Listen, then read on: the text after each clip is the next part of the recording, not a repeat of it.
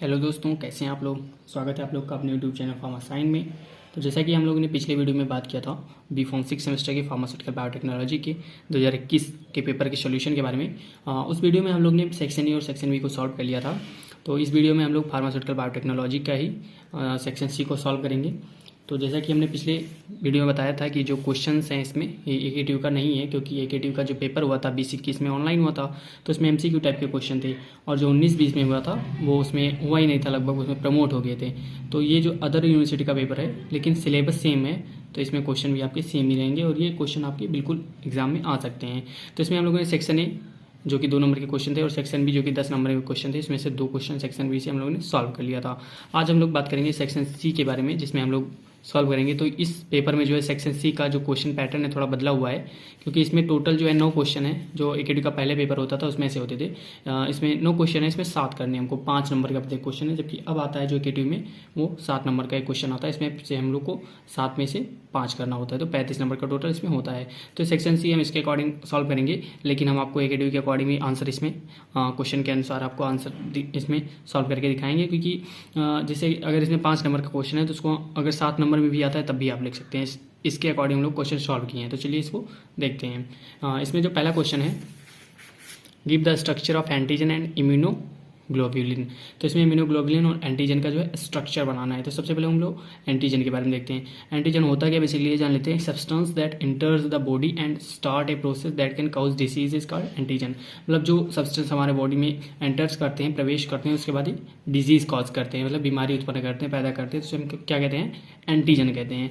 तो इसमें एंटीजन किसके साथ बाइंड होता है, इसका एक रिसेप्टर होता है, इसका बॉन्डिंग साइट होता है जिससे एंटीजन बाइंड होता है। जैसे यहाँ पे एंटीबॉडी का स्ट्रक्चर दिया है, इसमें एंटीजन बॉन्डिंग साइट है जिसमें एंटीजन इसमें बॉन्ड हो रहा है, मतलब जुड़ रहा है। तो एंटीजन के जो है स्ट्रक्चर कई तरह से हो सकते हैं। जैसे इसमें आप देख सकते हैं डिफरेंट टाइप के एंटीजन पाए जाते हैं जो अपने रिसेप्टर से बाइंड होते हैं। तो हमारा पहला क्वेश्चन यहाँ पे पहले क्वेश्चन में जो एंटीजन है ये हम लोग ने देख लिया। अगला देखते हैं इसमें इम्यूनोग्लोबुलिन। तो इम्यूनोग्लोबिन पहले से समझते हैं इम्यूनोग्लोबिन होता क्या है। These are the heterodimeric proteins composed of 2 heavy and 2 light chains. इसमें जो चेन्स पाई जाती है 2 प्रकार की पाई जाती हैं, 2 इसमें हैवी होती हैं और इसमें 2 लाइट चेन होती हैं। इसमें हाइड्रोडाइमेरिक का मतलब क्या होता है कि मॉड्यूलेशन एनाल्जेसिक रेस्पॉन्स से देता है। तो इसका स्ट्रक्चर कुछ इस प्रकार से होता है। तो इसमें बाइंड टू एफसी रिसेप्टर होते हैं, कॉम्प्लीमेंट बॉन्डिंग रिएजन होता है, इसमें कार्बन की चेन भी पाई जाती है, जिसमें जो लाइट चेन और हैवी चेन के बीच में बॉन्ड होता है, इसमें डबल बॉन्ड होता है, और वेरिएबल रीजन इसको कहते हैं। इधर जो होता है एंटीजन बॉन्डिंग साइट पाई जाती है और इधर होता है बायोलॉजिकल एक्टिविटी और इसमें मेडिएशन होता है। तो इसमें जो बीच में बॉन्ड पाया जाता है इसे इंटरचेन डिसल्फाइड बॉन्ड कहते हैं। तो इसे आप इस प्रकार से स्ट्रक्चर बना के आप लिख सकते हैं। हमारे यहाँ जो पहला क्वेश्चन होता है यहाँ पे समाप्त होता है। दूसरा क्वेश्चन देखते हैं। दूसरा जो क्वेश्चन है इसमें है right the usage of microbes in pharmaceutical industries. तो जो माइक्रोब्स होते हैं उनका फार्मास्यूटिकल इंडस्ट्रीज में क्या यूजेस है उसको हमें लिखना है। तो इसमें जो answer, microbes are the used in pharmaceutical industries for synthesis of chemical drug compounds और अदर कंपाउंड्स। तो केमिकल ड्रग कंपाउंड्स और अदर ड्रग कंपाउंड्स को सिंथेसिस करने के लिए इसका फार्मास्यूटिकल इंडस्ट्रीज में माइक्रोब्स का यूज़ किया जाता है। तो इसमें और अगला पॉइंट क्या लिख सकते हैं, microbes are use in different industries for manufacturing the vinegar and the different types of alcohol. Alcohol को बनाने में, विनेगर को बनाने में इसका अलग अलग प्रकार से इसका यूज़ किया जाता है due to their activity of the maximum rate. तो इसमें rate of microbes in pharmaceutical industries मतलब रेट मतलब रोल क्या है माइक्रोब्स का फार्मास्यूटिकल इंडस्ट्रीज में, इसके बारे में देखते हैं। Bacteria are use to create multiple antibodies such as streptomycin from the bacteria called streptococcus. तो यहाँ पर हम लोग बैक्टीरिया का रोल देखते हैं कि इसमें बैक्टीरिया का यूज़ कहाँ किया जाता है, एंटीबॉडीज़ को बनाने में किया जाता है। जैसे कि स्ट्रेप्टोमाइसिन किससे बनता है, स्ट्रेप्टोकोकस से बनता है। अगला पॉइंट इसमें क्या लिख सकते हैं, bacteria are playing important role in manufacturing of different hormones this helpful to control the lethal disease. तो लीथल डिसीज़ को कंट्रोल करने में इसका उपयोग किया जाता है बैक्टीरिया का, क्योंकि ये इसमें बहुत इंपॉर्टेंट रोल प्ले करता है। लीथल डिसीज़ क्या होता है, लीथल डिसीज़ का एग्जांपल जैसे स्केमिक हार्ट डिसीज़ हो गया, तो लीथल डिसीज़ के अंतर्गत आते हैं। अगला पॉइंट लिख सकते हैं, escherichia coli are use for commercial preparation of riboflavin and vitamin K. Escherichia coli का यूज़ राइबोफ्लेविन और विटामिन के प्रिपरेशन में किया जाता है, जो हमारे कॉमर्शियल इफेक्ट देता है, जैसे कि हम कॉमर्शियली यूज़ कर सकते हैं। अगला पॉइंट इसमें लिख सकते हैं, these are involve in nutritional supplement use to treat the deficiency of different disease, मतलब अलग अलग बीमारियों को दूर करने में भी इसका उपयोग किया जाता है। तो इस क्वेश्चन में अगला पॉइंट हम लोग लिख सकते हैं, microbes are used in large scale manufacturing of vaccine against disease like influenza, polio, BCG, AIDS. BCG किस में होता है? बीसीजी ट्यूबरकुलोसिस में इसका वैक्सीन लगता है। तो इसमें विभिन्न प्रकार के जो वैक्सीन्स आते हैं इसको बनाने में ही माइक्रोब्स का यूज़ करते हैं। अगला जो क्वेश्चन है, what are the vaccines, write the general method of preparation of vaccine with 2 suitable example. तो वैक्सीन क्या होता है, इसको कैसे बनाया जाता है, इसके बारे में इस पर क्वेश्चन पूछा गया है, तो इसको हम इस प्रकार से लिख सकते हैं वैक्सीन के बारे में। तो सबसे पहले वैक्सीन की डेफिनेशन लिखते हैं क्या होती है, या वैक्सीन के बारे में लिखते हैं क्या होता है। ये vaccine is a biological preparation that provides active acquired immunity to particular infection disease. मतलब ये क्या होता है कि बायोलॉजिकल प्रिपरेशन होता है जिसमें क्या हमें मिलता है, इसमें इम्यूनिटी, हमको इम्यूनिटी स्ट्रांग होती है इस वैक्सीन से पर्टिकुलर इन्फेक्शन को दूर करने के लिए। जैसे अभी कोविड के टाइम पर जो कोविशील्ड आई या कोवैक्सीन आया या फाइजर आया, ये सब वैक्सीन्स हैं जो पर्टिकुलर डिसीज यानी कोरोना वायरस को दूर करने के लिए इसका उपयोग किया जाता है। तो ये पर्टिकुलर डिसीज, इन्फेक्शन डिसीज को दूर करने के लिए इसका उपयोग किया जाता है वैक्सीन का, ये बायोलॉजिकल प्रिपरेशन होता है। अगला पॉइंट इसमें क्या लिख सकते हैं, vaccines are also called immunization because they take advantage of our natural immune system ability to prevent infection illness। तो इसको हम क्या इम्यूनाइजेशन भी कह सकते हैं, क्योंकि क्या क्या प्रदान करते हैं, हमको एडवांटेज देते हैं। तो इसमें जो अगला पॉइंट लिख सकते हैं कि the small pox vaccine introduced by Edward Jenner in 1776 was the first successful vaccine to be developed. मतलब जो एडवर्ड जेनर साहब ने पहले वैक्सीन की खोज की थी जो स्मॉल पॉक्स की वैक्सीन थी। तो इसको हम पहली लाइन में लिख सकते हैं, आखिरी लाइन में लिख सकते हैं, पॉइंट हमारा बन जाता है इस क्वेश्चन में वैक्सीन में। वैक्सीनेशन क्या होता है, it is the process of injecting vaccine as a poly highlighting measure. मतलब जैसे वैक्सीनेशन क्या होता है कि जब वैक्सीन को इंट्रोड्यूस कराया, मतलब हमारे बॉडी में इंजेक्ट कराया जाता है पर्टिकुलर डिसीज को दूर करने के लिए, तो वैक्सीनेशन कहते हैं। जैसे अभी वैक्सीनेशन का कैंप चल रहा है 1 साल से हमारे देश में कोविड को लेकर, तो कोविड का वैक्सीनेशन चल रहा है। तो हम वैक्सीनेशन समझ सकते हैं कि एक प्रोसेस होता है जिसमें हमारे वैक्सीन को हमारे बॉडी में इंजेक्ट कराया जाता है, तो हमारा वैक्सीनेशन हो गया। तो इसी क्वेश्चन में अगला पॉइंट था जो प्रिपरेशन ऑफ वैक्सीन, कैसे प्रिपेयर करते हैं।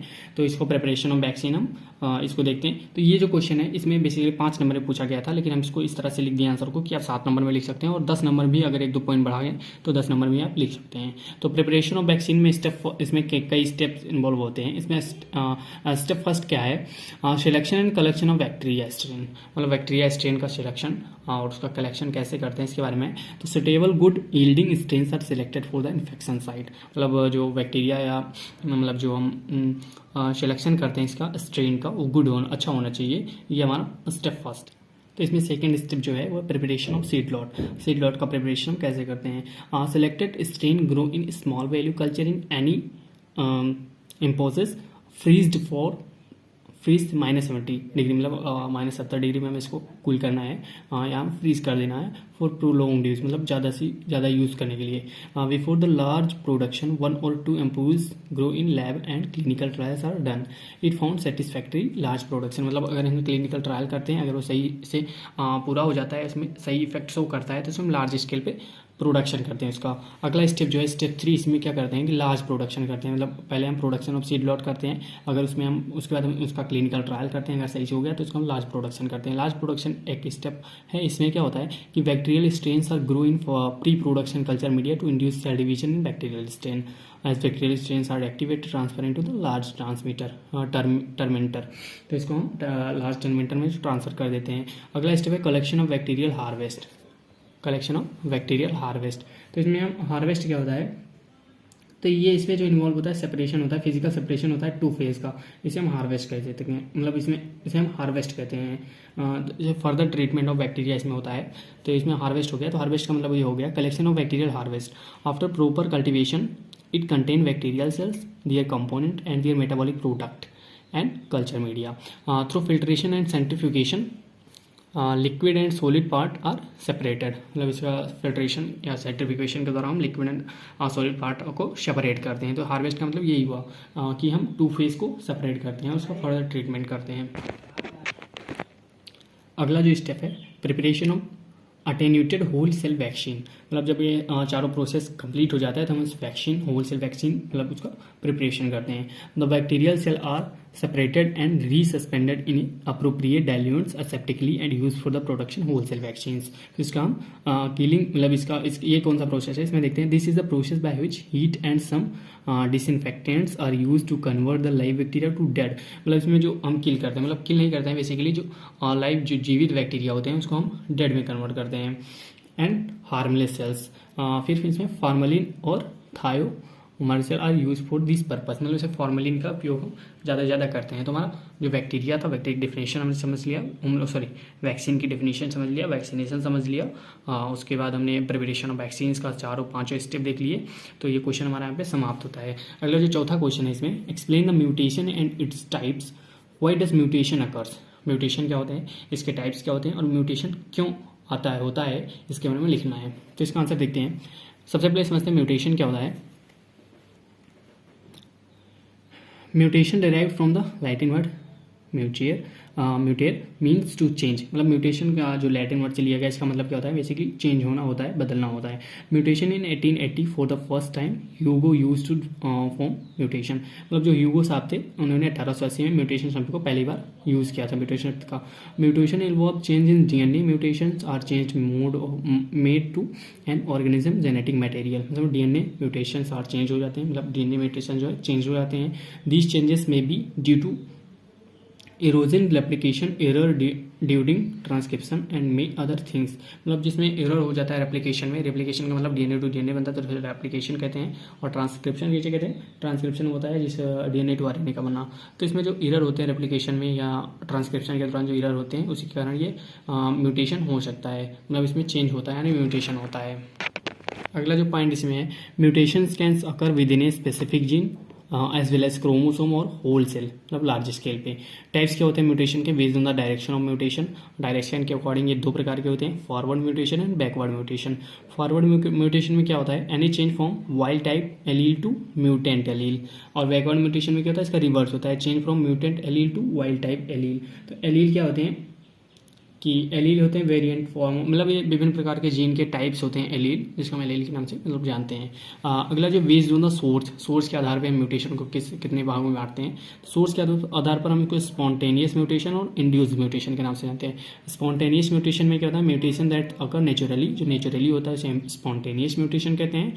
और mutation that originate in response to metalogenic treatment, mutagenic treatment, तो इसमें इंड्यूस्ड म्यूटेशन कहते हैं। अगला जो टाइप है इसमें based on the tissue origin, somatic mutation in somatic tissue, and germinal mutation germinal cells in reproductive tissue। ये हमारा जो based on the tissue of origin के आधार पर हम इसको म्यूटेशन को विभाजित कर सकते हैं।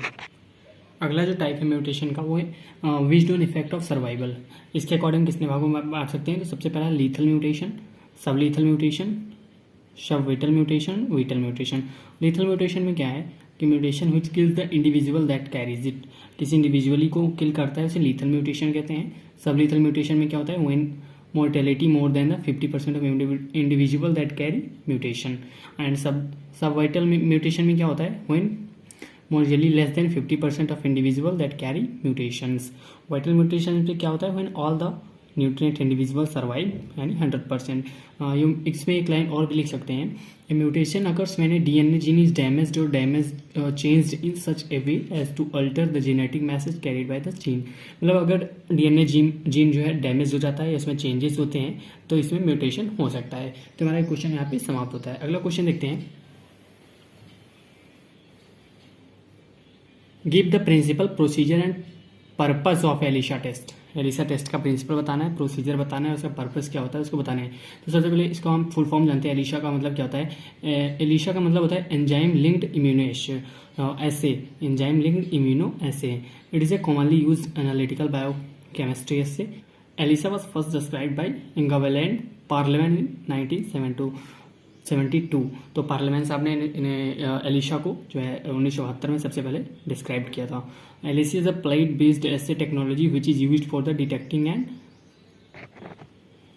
Quantifying substance such as proteins, antibodies and hormones.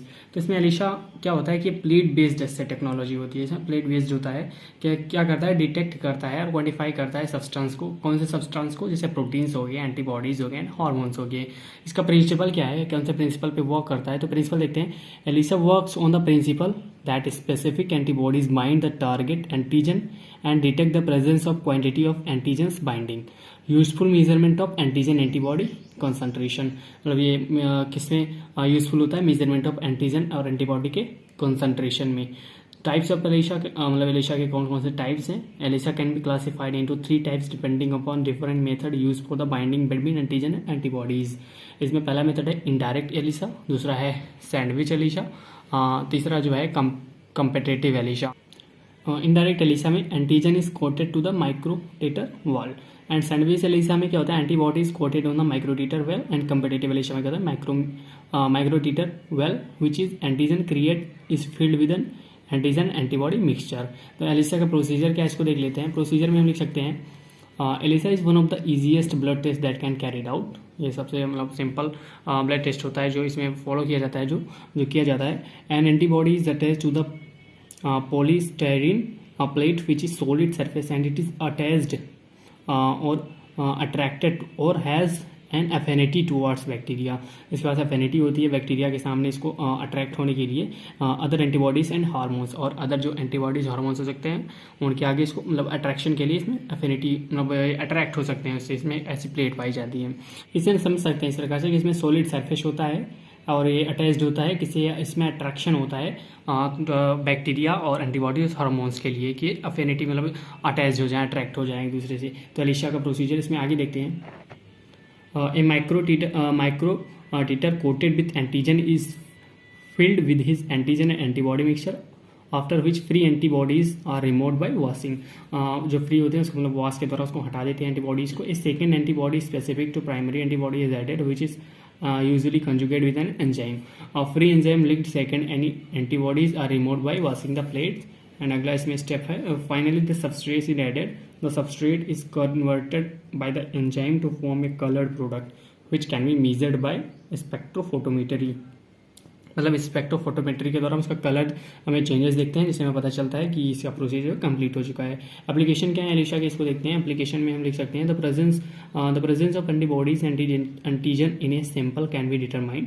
इसके द्वारा हम सिंपली डिटरमाइन करते हैं एंटीजन और एंटीबॉडीज इसके प्रेजेंस को, इसके कि एंटीजन और एंटीबॉडी प्रेजेंस है या नहीं। It is used in the food industry to detect any food allergens present to determine the concentration of serum antibody in the virus test during a disease outbreak to evaluate the spread of the disease during recent, जैसे कोविड-19 है तो इसमें क्या हुआ था कि rapid testing kits are being used to determine presence of antibody in the blood sample. तो इसमें इसका यूज़ किया गया था। तो यहाँ पे क्वेश्चन हमारा समाप्त होता है। अगला जो क्वेश्चन है उसको देखते हैं। ये क्वेश्चन हमारा है what is the fermentation, explain the different fermentation method. Fermentation क्या होता है और डिफरेंट टाइप्स के फर्मेंटेशन मेथड कौन कौन से उसको एक्सप्लेन करना है। तो सबसे पहले हम लोग समझते हैं फर्मेंटेशन क्या होता है। Fermentation origin from the Latin word means to boil. मतलब जो फर्मेंटेशन होता है लैटिन वर्ड से लिया गया है जिसका मतलब होता है बॉयल करना, उबलना। फर्मेंटेशन में भी defined as the process of the growing culture of microorganism in a nutrient media and thereby converting food into desired end product. मतलब इस फर्मेंटेशन का को हम कैसे परिभाषित कर सकते हैं कि एक प्रोसेस होता है कल्चर मीडिया को ग्रो करने का, माइक्रोऑर्गेनिज्म कल्चर मीडिया को न्यूट्रिएंट मीडिया में इसको ग्रो करने का प्रोसेस होता है। It is described as biochemical reaction in which micro organism serve as biocatalyst. Bioprocess technology is used nowadays. मतलब इसमें मेनली जो पहले अब क्या यूज़ होता है, ज़्यादातर बायोप्रोसेस टेक्नोलॉजी यूज़ हो रही है इसके स्थान पे। तो फर्मेंटेशन मेथड हम लोग देख लेते हैं कौन कौन से होते हैं। तो इसमें मेनली 3 मेथड होते हैं। पहला जो है बैच फर्मेंटेशन मेथड, दूसरा है fed batch fermentation method and तीसरा है कंटिन्यूअस फर्मेंटेशन। तो सबसे पहले जो है बैच फर्मेंटेशन, इसमें देखते हैं क्या होता है। It is regarded as a closed system. The steric nutrient media is inoculated in a bioreaction with microorganism. The process continuous till no more product is being more. The inoculation is carried out under optimal condition and pH temperature agitation. तो हो गया batch fermentation method. दूसरा जो है fed batch fermentation. It is important of both fermentation when in substrate is added in increment at different time through the course of fermentation.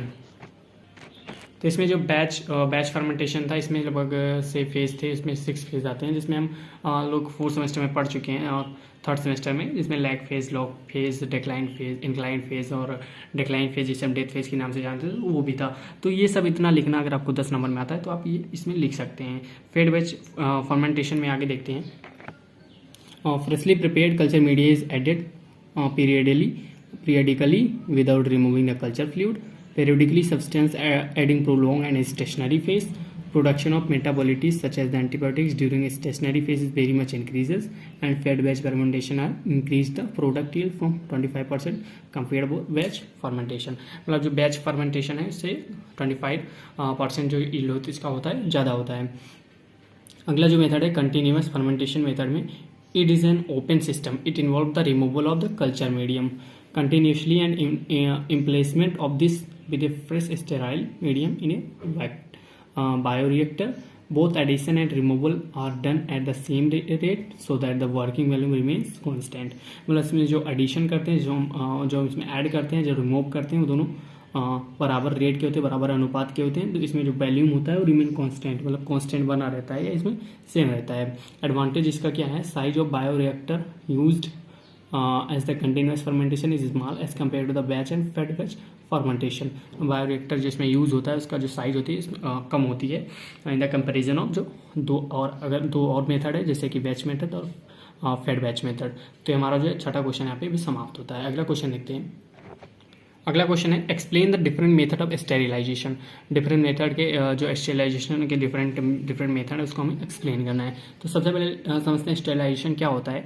Sterilisation is the process to remove और kill the micro organism free from micro organism. मतलब इसको हम कह सकते हैं कि किसी भी प्रिपरेशन में फ्री फ्रॉम माइक्रो ऑर्गेनिज्म करना है तो इसमें स्टेरिलाइजेशन टेक्निक का प्रयोग करते हैं, यूज करते हैं. मेथड ऑफ स्टेरिलाइजेशन, क्योंकि इसमें डिफरेंट टाइप के मेथड है. जैसे the sterilisation method is mainly 3 types. इसमें मेनली 3 टाइप्स होते हैं.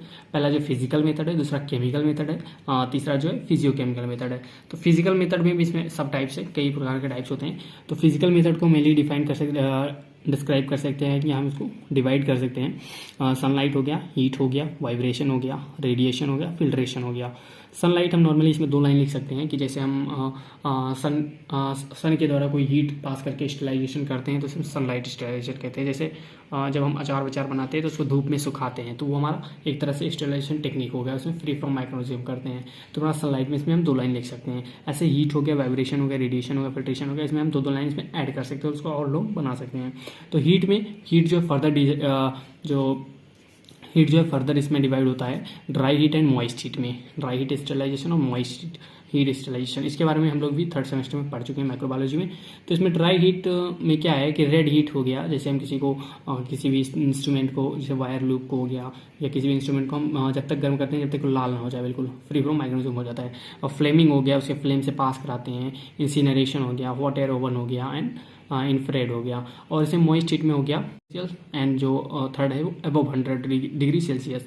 तो ये सब भी हम 3rd सेमेस्टर में पढ़ चुके हैं. अगर आप इसमें 2 लाइन लिख देते हैं तो काफ़ी लॉन्ग हो जाएगा है, तो इसमें हम शॉर्ट में लिख दे रहे हैं. आप उसमें ऐड कर दीजिएगा. अगर 7 नंबर में आता है, 10 नंबर भी आता है तो भी आप इसको आराम से लिख सकते हैं. केवल ये सब हेडिंग लिख के अब इसके बाद 2 लाइन इसको डिफाइन कर सकते हैं. इसमें रेडिएशन में क्या है, इसमें non ionising and ionising radiation होता है स्टेरिलाइजेशन. तो आयोनाइजिंग में फर्दर 2 टाइप्स होते हैं, इलेक्ट्रोमैग्नेटिक एंड पार्टिकुलेट आयोनाइजेशन. फिर इसमें फिल्ट्रेशन में भी कई टाइप्स होते हैं, जैसे एर्थवेयर हो गया, एवेस्टस हो गया, सेंट्रेड ग्लास हो गया एंड मेम्ब्रेन हो गया. तो हमारा जो है फिजिकल मेथड यहाँ पे कंप्लीट होता है. अगला देखते हैं केमिकल मेथड में. केमिकल मेथड भी फर्दर दो टाइप्स में होता है, लिक्विड एंड गैसियस. लिक्विड में क्या होता है, जैसे अल्कोहल हो गया, एल्डिहाइड हो गया, फिनोलिक हो गया, हेलोजेंस हो गया, हैवी मेटल्स हो गया, सरफेस एक्टिव एजेंट्स हो गया. तो ये स्टेरिलाइजेशन के रूप में इसका यूज़ कर सकते हैं. जैसे आपने 3rd सेमेस्टर पढ़ा होगा डिसइंफेक्टेंट्स के टाइप्स में आपने ये सब पढ़ा था, alcohol, aldehyde, phenols, halogens, heavy metals. तो इस सब का यूज़ भी वहाँ पे एज ए डिसइंफेक्टेंट, मतलब किसी जो माइक्रोऑर्गेनिज्म को किल करने के लिए भी इसका यूज़ किया जाता है नॉन लिविंग थिंग्स पे. तो वो भी एक स्टेलाइजेशन की तरह कार्य करता है। गैसेस में फॉर्मेल्डिहाइड हो गया, इथेनॉल ऑक्साइड हो गया, प्लाज्मा हो गया, तो इन सब गैस का प्रयोग भी यहाँ पे हम स्टेलाइजेशन में करते हैं। ये तीसरा जो फिजियोकेमिकल मेथड है, इसमें भी आप 2-3 लाइन लिख सकते हैं। तो हमारा जो 2021 का ये अदर यूनिवर्सिटी का पेपर था फार्मास्यूटिकल बायोटेक्नोलॉजी, ये हमारा यहाँ पे समाप्त होता है। हमने पिछले वीडियो में सेक्शन ए में जो 10 क्वेश्चन हल किए थे, सेक्शन बी का 3 में से 2 क्वेश्चन हमने हल कर लिया था, और सेक्शन सी का ये सेकंड पार्ट में हमने 9 में से 7 क्वेश्चन आपको हल करके सॉल्व करके दिखा दिए हैं। इसके नोट्स आपको व्हाट्सएप ग्रुप पे और टेलीग्राम ग्रुप पे मिल जाएंगे। तो अगर आपने चैनल को सब्सक्राइब नहीं किया है तो प्लीज़ सब्सक्राइब कर लीजिए और बेल आइकन को प्रेस कीजिए। आने वाली वीडियो आपको जल्दी जल्दी मिलती रहे और आगे भी आपको ऐसे यूजफुल वीडियो मिलती रहेंगी। और इसमें हम भी अभी मतलब 6 सेमेस्टर का जो नेक्स्ट अदर सब्जेक्ट भी हम सॉल्यूशन इसमें डालेंगे, क्वेश्चन पेपर के मॉडल पेपर की टाइप से या प्रीवियस ईयर अदर यूनिवर्सिटी के पेपर हम डालेंगे, जिससे आपको एक आइडिया मिल जाए। और उसमें भी से भी क्वेश्चन रिवाइज हो सकते हैं, ऐसा नहीं कि इसमें से नहीं आएगा, बिल्कुल आएगा इसमें से, क्योंकि सिलेबस सेम है ना, तो क्वेश्चन भी उसी में से ही आएंगे। तो इसी तरह आप लोग हमें सपोर्ट करते रहिए और वीडियो को देखते रहिए। धन्यवाद, मिलते हैं नेक्स्ट वीडियो में।